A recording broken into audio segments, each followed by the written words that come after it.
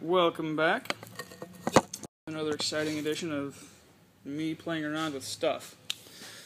So, I did have this in the mold overnight. I did not demold it after 2 hours, and it came out of the cup without any issue whatsoever. This hole here, I did have that threaded rod, 1024 aluminum rod in that, and it came out without a hitch. So, it's not super sticky, but it conformed very well. The threads are in there very precisely. And this is lighter than water, 44%. So, confirmed that. It is significantly harder than the urethane rubber. But I'm going to go ahead and remove this from the mold. As exciting of a process as that is.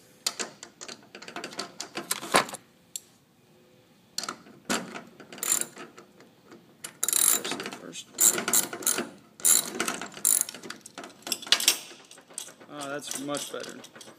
On the other test, it seems that the urethane rubber seeped up and wicked into the threads. This one, I don't know if you can see it very well, I put a piece of blue tape across the bottom. Color doesn't matter, but that's what I had at the time. And so now this doesn't stick. It threads in and out very easily. So that's good.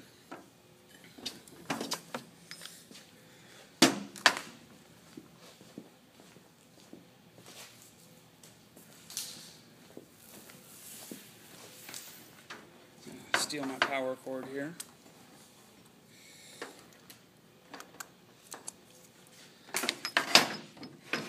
And so, where this was sitting across the top, it was able to rise up. It wicked up to the side a little bit. And also, since the mold is not perfect, it was able to seep out the edge. Seeped out a little bit there as well. And we're going to see what implications that really has.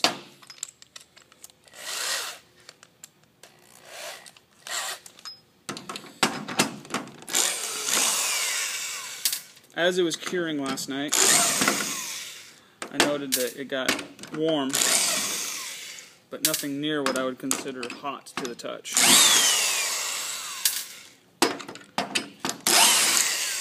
I doubt it ever exceeded 100 degrees. And this time I did not do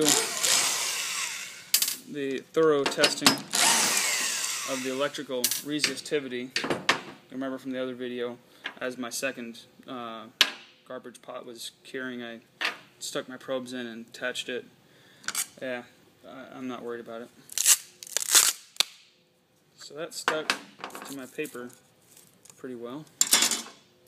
And here is my window rope caulking. And right there you can see where it came out there as well.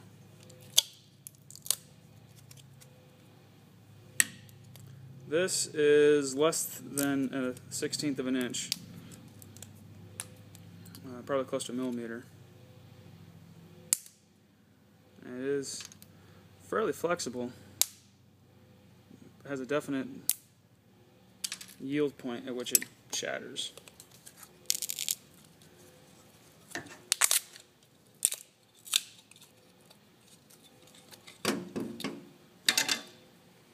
There we go. It conformed to the plastic pretty well. It's quite shiny from the surface. And it looks like it had some bubbles in there. Probably from mixing. Yeah, this is much more firm. I can't imagine there'd be any possibility of deflection like what I did with the other. Do I have channel locks? Nope.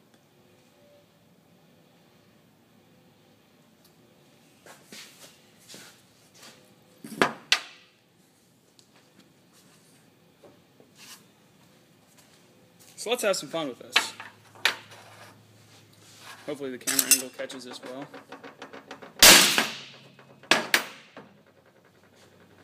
Well, that took a beating and printed the texture of the hammer.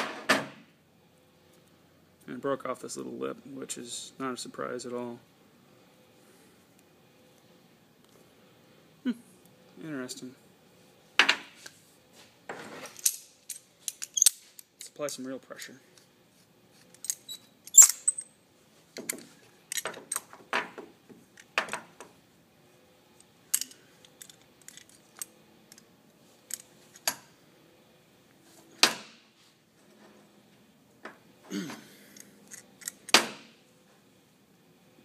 If you never used vice grips like this before, I have a considerable mechanical advantage. There's a lot of force being applied to that right there. And go figure, it didn't compress much. I was able to dent it a little bit, but that was with extreme pressure and a very precise point. So obviously anything that would be embedded in here is going to be acting in complete unity. There's not going to be any possibility of movement whatsoever inside of the block. I guess what these two samples do not illustrate, which is of greater concern to me, is what happens if a cavity inside of here starts expanding. Will it just shatter? I don't know. I'm going to have to make a new mold, test that one out. But it's pretty light. Obviously, the edges will break off when I drop it, but it's not going to shatter by any means. It has no deflection.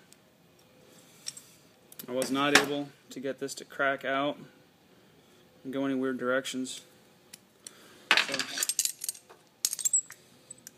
So far, I'm relatively pleased, other than just the thin layer being able to shatter like that. But I would never have that thin of a layer on the exterior of a battery pack. Maybe between the cells, between the individual pouches, it might be that thin.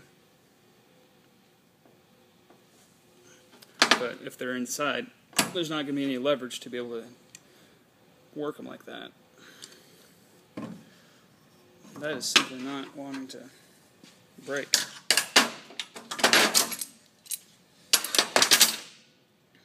So that's pretty pleasing.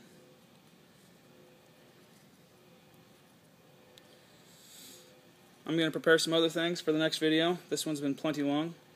I appreciate your patience with my boring video. Tune in next time.